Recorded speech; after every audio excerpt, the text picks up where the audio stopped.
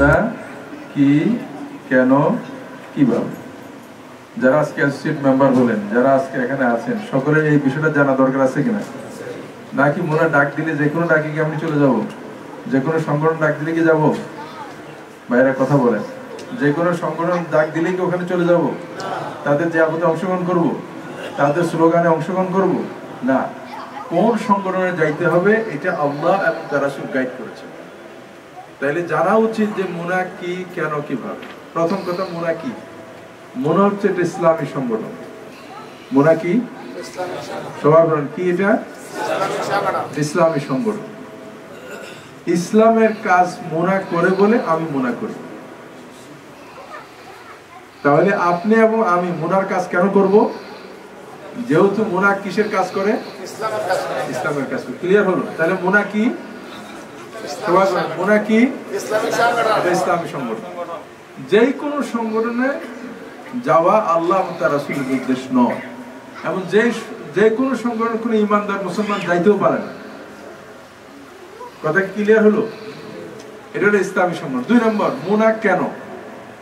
বুঝলাম ইসলামী সংগঠন, কিন্তু সব ইসলামী সংগঠনে যাইতে হবে। একজন বলে যে ভাই আমি ইসলামী অমুক দল, তাহলে আপনি দ্বিতীয় নম্বর তাকাবেন যে আসলে কেন, সে কি কাজ করতে চায় এটা আমার জানা লাগবে।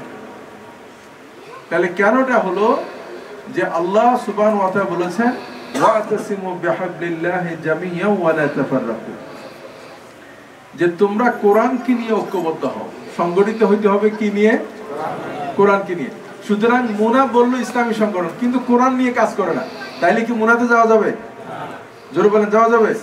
আরেকজন এসে বলে যে লম্বা জুব্বা পরে পাগড়ি পরে এসে খুব বক্তব্য দিলেন যে ভাই আমাদের সাথে থাকে জান্নাতে চলে যাবে, কিন্তু জান্নাতে যাওয়ার জন্য যে কোরআন প্রয়োজন সে কোরআন তার সাথে নাই। তাইলে বোঝা গেল ওই লোকের সাথে যাওয়া যাবে না। তাইলে মুনা কেন? কারণ হচ্ছে মুনা একটা ইসলামী সংগঠন এবং মুনা কোরআনকে নিয়ে ঐক্যবদ্ধ হওয়ার জন্য কথা বলে, সেই জন্য আমি মুনা করি। বোঝা গেল? 2 নম্বর, রাসূল সাল্লাল্লাহু আলাইহি ওয়াসাল্লাম বলেছেন মান আরাদা বুহবুহাতাল জান্নাহ ফালইয়ালজিমিল জামাআ, যদি তুমি জান্নাতে আনন্দের সাথে থাকতে চাও। আমরা কি জান্নাতে থাকতে চাই? সবাই চাই তো। আল্লাহ সুবহানাহু, তুমি যদি জান্নাতে আনন্দের সাথে থাকতে চাও তাহলে ইসলামী সংগঠনের সাথে অন্তর্ভুক্ত হও। তাহলে কয় পয়েন্ট বললাম? প্রথম বললাম মুনা কি? মুনা কি? মুনা কেন? আল্লাহর নির্দেশ যে তুমি কোরআনকে নিয়ে ঐক্যবদ্ধ হও। তাহলে মুনা কোরআনের কাজ করে কিনা? কোরআনের কথা বলে কিনা? কোরআনকে নিয়ে ঐক্যবদ্ধ হওয়ার কথা বলে কিনা?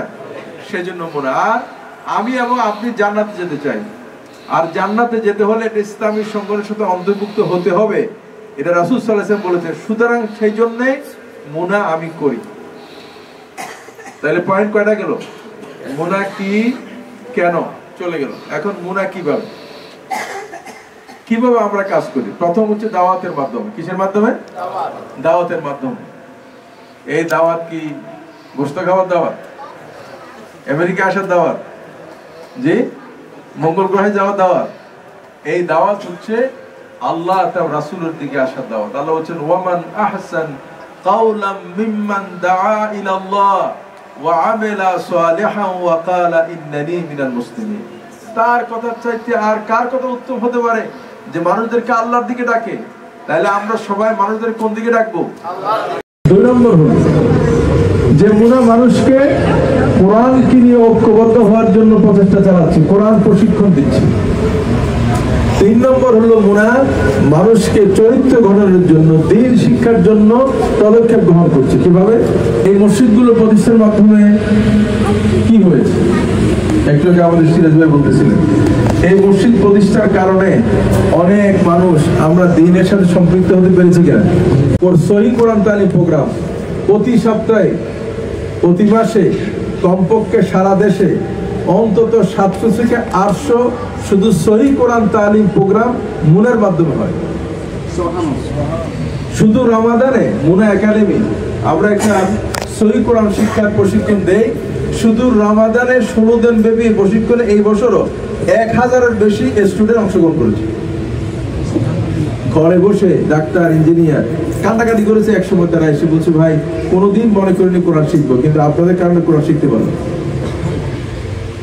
মানুষকে কোরআন শিক্ষা দেয়া, হাদিস শিক্ষা দেয়া, ভাইয়েরা বোনেরা ইউথদেরকে, ছেলে মেয়েদেরকে, শিশু কিশোরদেরকে এই কাজটা আমরা করে যাচ্ছি। তাহলে মানুষকে কোরআনের শিক্ষা শিক্ষিত করতে হবে। শুধু কোরআনের দিকে ডাকলে হবে না, কোরআনের শিক্ষা শিক্ষিত করা লাগবে। কোরআন কেমনে পড়তে হবে, কোরআন কেমনে বুঝতে হয়, কোরআনের দাস কেমনে দিতে হয়, কোরআন কেমনে আমল করতে হয়, কোরআন থেকে কিভাবে বোঝা যায় যে এটা আল্লাহ আমার হুকুম দিয়েছেন, এই সবগুলোর প্রশিক্ষণ দেওয়া লাগবে। এই দায়িত্ব আল্লাহ পাক নবীকে দিয়েছেন। এখন কি নবী আছেন? তাইলে এই নবীর দায়িত্ব আমাদের পালন করতে হবে কিনা? তাইলে এইটা হলো আমাদের 3 নম্বর কর্মসূচি, যে মুনা কিভাবে যে মানুষকে চরিত্রবান রূপে গড়ে তোলার জন্য, দ্বীনের আলোকে গঠন করার জন্য, ব্যক্তি গঠনের জন্য, পরিবার গঠনের জন্য, সমাজ গঠনের জন্য প্রত্যেকটি জায়গায় জায়গায়, মসজিদে, বিভিন্ন ক্ষেত্রে, বিভিন্ন প্রোগ্রামে, সমাবেশে মানুষকে কোরআন ও হাদিসের আলোকে শিক্ষিত করে ব্যক্তি, পরিবার, সমাজকে চরিত্রবান করার জন্য এই প্রচেষ্টা মোনা চালায়। 4 নম্বর, সামাজিক কার্যক্রম। মানুষ সামাজিক জীব, মানুষের সুখে দুঃখে মানুষের পাশে দাঁড়ানো, এটা আল্লাহর নির্দেশ। কার নির্দেশ? আল্লাহর নির্দেশ। এই কাজগুলো আমরা করব কার জন্য? আল্লাহর জন্য। এই যে মুনাসোয়া সার্ভিস বলুন, প্যান্ডামিকে আমরা যা করেছি, প্যান্ডামিকের পরও আমরা যা করছি, একজন দেশ থেকে আসলে তার বাসাবাড়ির ব্যবস্থা করা, চাকরির ব্যবস্থা করে দেয়া, এত সব এই সামাজিক যে কার্যক্রম, এই কাজগুলো আমরা করে যাচ্ছি কাউকে খুশি করার জন্য নয়, পুরস্কার পাওয়ার জন্য নয়, বরং আল্লাহর পক্ষ থেকে আমরা পুরস্কার পাবো, আল্লাহ আমাদের পুরস্কার দিবে। এই যে সামাজিক কাজ, একজন মানুষের বাসার সামনে যদি ময়লা থাকে আপনি যদি উঠে ফেলে দেন, রাস্তায় যদি একটা পাথর থাকে, কাঁটা থাকে, এই কাঁটাও যদি উঠে ফেলে দেন, তাইলে রাসূল সাল্লাল্লাহু আলাইহি ওয়াসাল্লাম বলেছেন এই জন্য আল্লাহ পাক তোমাকে সাদাকার সওয়াব দান করবে। সুবহানাল্লাহ। তাহলে দেখুন প্রত্যেকটি কাজে, তাহলে মুসলমান বলতে সামাজিক জীব। কোরআনে একটা সামাজিক সূরা আছে, তার নাম হচ্ছে সূরাতুল মাউন। জানেন তো আপনারা? আর আইতাল্লাযী কাযযাবু বিদ্দিন, জানেন আমরা সবাই এটা সামাজিক সূরা। এখানে সামাজিক কার্যক্রমের কথা বলেছে। সুতরাং একটি দ্বীনি সংগঠন যখন ইসলামী সংগঠন বলবে, তার দ্বিতীয় ইসলামী সংগঠন যদি বলে, দ্বিতীয় দিকে আমরা তাকাবো যে এই সংগঠন কোরআন নিয়ে ঐক্যবদ্ধ হওয়ার জন্য কাজ করে কিনা। 3 নম্বর দেখব যে তিনি কি কি কার্যক্রম, কি কি কর্মসূচি পালন করেন। তার প্রথমটা হওয়া লাগবে দাওয়াত, মানুষকে আল্লাহর দিকে, রাসূলের দিকে, কোরআন দিকে ডাকতে হবে। 3 নম্বর হচ্ছে দাওয়াত দিয়ে লোকদেরকে, এই যে আজকে আপনারা ফরম পূরণ করলেন, আপনাদেরকে কি আমরা বলবো যে ঠিক আছে এখন যান, নাকি আপনাদেরকে কোরআন প্রশিক্ষণ দেব, আপনাদেরকে প্রোগ্রামে নিয়ে আসবো, দ্বীন শিখানো, ফিকহ শিখানো, এগুলোর জন্য ছোট ছোট প্রোগ্রাম আমাদের কন্টিনিউ প্রতি মাসে হয়।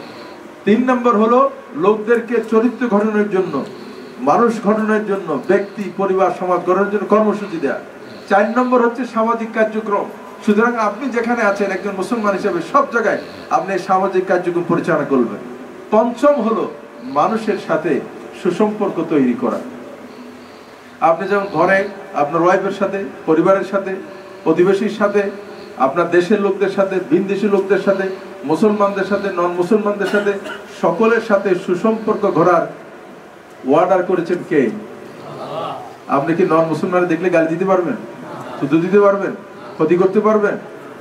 না, এটা করতে পারবেন না। বরং আপনার মুসলমানদের কোন নেইবারহুডে যদি কোনো নন মুসলিম বসবাস করে, 1 জন বা 2 জন, মুসলমানরা মেজরিটি, ওই ক্ষেত্রে যদি নন মুসলমানের কোনো ক্ষতি হয়, বিনা সাক্ষী প্রমাণে মুসলমান দায়ী হয়ে যাবে।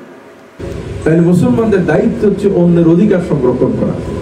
সুতরাং শুধু মুসলিম উম্মাহ অফ নর্থ আমেরিকা, গোটা আমেরিকা জুড়ে এই কাজটি করে যাচ্ছে যে আপনারা মানুষের নিজের প্রতি দায়িত্ববান হন, পরিবারের প্রতি দায়িত্ববান হন, নেইবারহুডের প্রতি দায়িত্ববান হন, মুসলমান নন মুসলমান সকলের প্রতি আপনি দায়িত্ববান হন। এই দায়িত্ববানের মধ্য দিয়ে আল্লাহ আমাকে আপনাকে ক্ষমা করবেন, জাহান্নাম থেকে মুক্ত করবেন, জান্নাতে আল্লাহ পাক আমাদেরকে জান্নাত দান করবেন ইনশাআল্লাহ বিইজনিল্লাহ তাআলা। আমি সংক্ষিপ্তভাবে কথা বললাম। ইনশাআল্লাহ আপনাদের সকলকে, আপনারা যারা মোনা ওয়েবসাইট জানেন সেখানে গিয়ে দেখবেন মোনা কি, কেন, কিভাবে, একটা ভিডিও আছে, আপনারা সেটা দেখে নিতে পারেন ইনশাআল্লাহ। আমি প্রত্যেককে অনুরোধ করব, এই যে হলো মোনা। সুতরাং কারোর সাথে খুব ভালো সম্পর্ক আছে এই জন্য মোনা করতে শুরু করে দিয়েছেন আপনি, এইটা দিয়ে বেশি ফলাফল আপনি পাবেন না। আপনাকে বুঝে শুনে মোনা করা লাগবে। রাসূল করিম সাল্লাল্লাহু আলাইহি ওয়াসাল্লামের সাথে যারা আসছিলেন তারা কি বুঝে শুনে আসছিলেন না বুঝে আসছিলেন? বেলাল জানতেন যে আমি রাসূলের সাথে গেলে আমারে সকাল বিকাল কি করবে, আগুনের ছাকা দিবে।